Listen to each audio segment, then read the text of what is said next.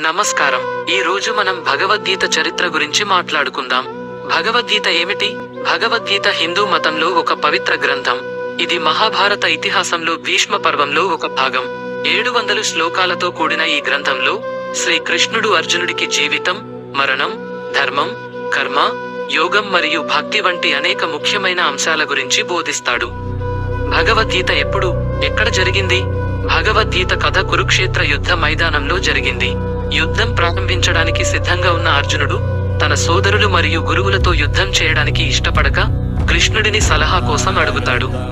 అప్పుడు కృష్ణుడు అర్జునుడికి జ్ఞానం, కర్మ, భక్తి యొక్క బోధనలు ఇస్తాడు. భగవద్గీత యొక్క ప్రాముఖ్యత ఏమిటి? భగవద్గీత హిందూ మతంలో ఒక చాలా ముఖ్యమైన గ్రంథం. ఇది ప్రజలకు జీవితం గురించి మార్గనిర్దేశం చేస్తుంది మరియు మోక్షం సాధించడానికి వారికి సహాయపడుతుంది. భగవద్గీత యొక్క బోధనలు యుగాలకు అతీతమైనవి మరియు ప్రపంచవ్యాప్తంగా ఉన్న